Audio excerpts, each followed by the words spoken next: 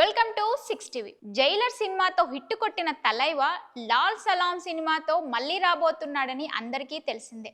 ఈ సినిమాకి super star Rajinikanth కూతురు ఐశ్వర్య రజనీకాంత్ దర్శకత్వం వహిస్తుంది. దీనిలో రజనీకాంత్ లుక్ చాలా విభిన్నంగా ఉంది.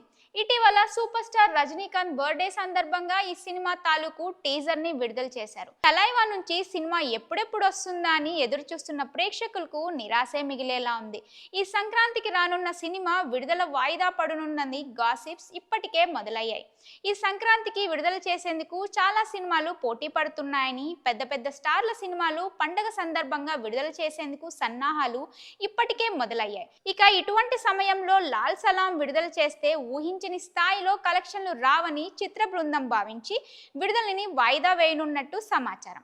తలైవాకి పోటీ ఎవరు అంటూ నెట్టింట చర్చ నడుస్తుంది. నిజమే కదా, సూపర్ స్టార్ కి ఎదురు నిలబడే వాళ్ళెవరు? ఇక చిత్ర బృందం ఎలాంటి నిర్ణయం తీసుకోబోతుందో చూడాలి.